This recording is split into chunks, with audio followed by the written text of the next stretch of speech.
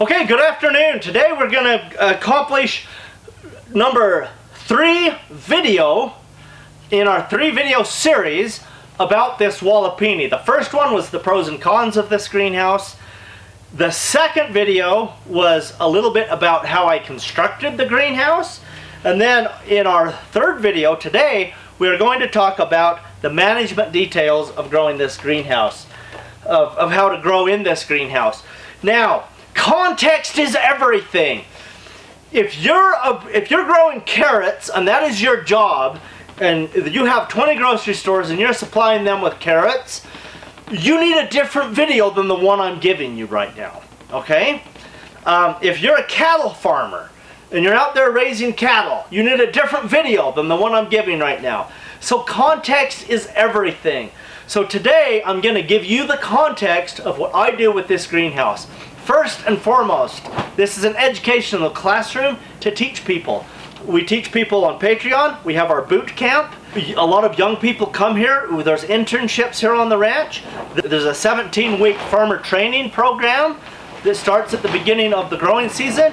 Young people can come here. You can be any age, but usually it's college-age people who have the time to come here and to learn to run a farm. When you leave here from the 17-week farmer training program, you'll be able to go home, start your own farm, and know how to do all of the production that needs to be done to grow your food.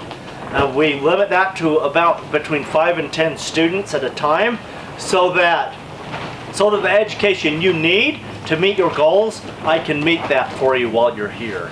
So that is our number one context. We feed people out of this greenhouse. The purpose for this greenhouse, 1, education. Number 2 is to feed the people here on the ranch. Everybody that's here on the ranch, they get fed out of this greenhouse. So depending on what time of year it is and how many interns we have at the time, there could be anywhere from like in the winter, maybe we would have about 10 people we're feeding. In the summer, up to 30 people that we are feeding, which is nice because in the summertime things are growing faster, so that makes sense. So within the context of feeding people, this is how we manage this greenhouse. We want to be able to have a harvest every day of the year. So this is a 365-day harvest house in here. So we have the small green propagation house right over here. And in there we can take 4 of these trays. This is a 200 cell tray. We can take 4 of these trays, and they are on a heating pad that's made to sprout seeds. And these will produce the food, the transplants that go into the beds out here. So this potting soil goes into the tray. I level that off, and I have tons of videos about this. And then when we transplant out of here, we may have a tray that looks like this. Okay? So we would pull the transplant out like this. Before we do that, we stick this is a dibble, we stick the hole out here in the beds, and then we put the transplants in the bed.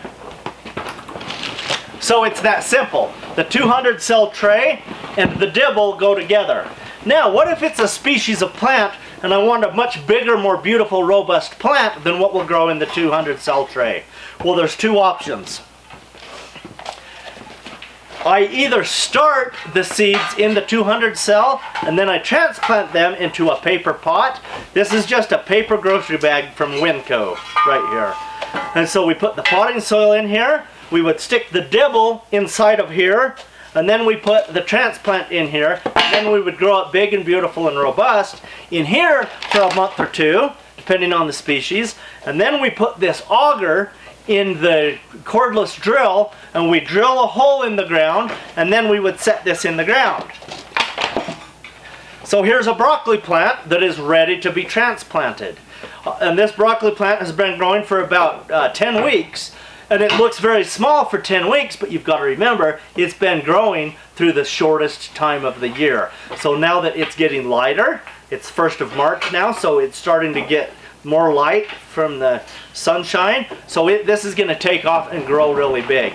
So now all I need to do is grab that drill auger, drill a hole, and we set this in the ground, and this will take right off. So those are the two systems. Oh, one more detail. I talked about transplanting into this pot. We can also put seeds directly in here. That's how I do carrots. I'm at the point now where I am transplanting 100% of all species, because then I can get more harvests from the same square footage throughout the 365 days I have in 1 year. So if I put carrots in here, I can grow carrots in a pot like this for about 8 weeks. And so that's 8 weeks when something green is growing out here, and then I can drill a hole a week or two before I harvest, and I put this in between those crops, and once these roots get established and this is taken off, I'm harvesting the other crops in there, and these are already way ahead. Because carrots are a long crop, but this shortens the carrot crop way down. So this is one of the main management things that we do in here. We need to be growing seasonal appropriate species. So in the summertime, I grow the hot weather crops. That's all of your cucurbits. That is the peppers and tomatoes. It's a lot of the culinary herbs that we like to have in the on the shelves dried, like basil and other things.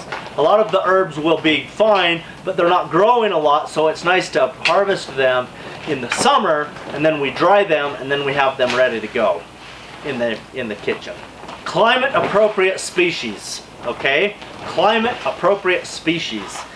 By climate, I'm not talking about our climate. I'm talking about the climate in the Walipini at the time of year. So if it's a summer climate in here, then we're going to be growing the hot weather crops. In the winter time, we're going to be growing the cool weather crops. So if it gets down to 28 degrees in here, which it can do, if it's -8 Fahrenheit outside, which we had this winter, then it can get down to 28 in here. And any summer crop, it's not going to grow. But even if I had heaters in here, it's not going to be growing good anyway. We don't want to even try to grow that stuff because it's a waste of space. Because it's not going to grow because it needs lots of light to be able to grow. So we need seasonal appropriate species to grow. Okay, the last thing that we want to do is we plant the winter food in August. In your climate, that could be September. In our climate here, where we can have our first frosts in September outside, we want to get our winter crops planted in August in here. And then once the plants are big, they will be big and they will stay big throughout the winter so that we still have food to eat at this time of year in the springtime.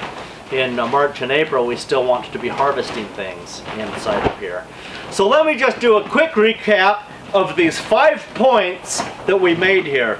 Number 1 is to grow the seasonal appropriate species. Number 2 is to maximize our space in here by transplanting every species. Number 3 is to maximize our time of growing things by transplanting a week or 2 before the other crop comes out.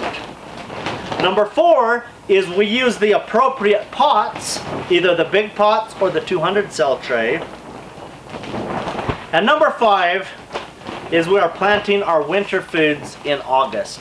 If I follow those management principles, we will always guaranteed have a beautiful 365-day harvest. So those are my main points of management, and that's just how I do it in here all the time. There are other things I do. There's certain ways that I water. There's certain ways that I would plant specific types of seeds. But those are details. Details, details. And glory is in the details. Success is in the details.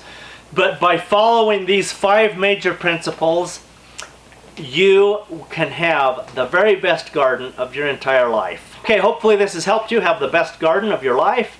And if you have questions, that's why you are paying me a subscription every month, is for me to answer your questions. So don't be bashful. Ask me your questions and I will answer them.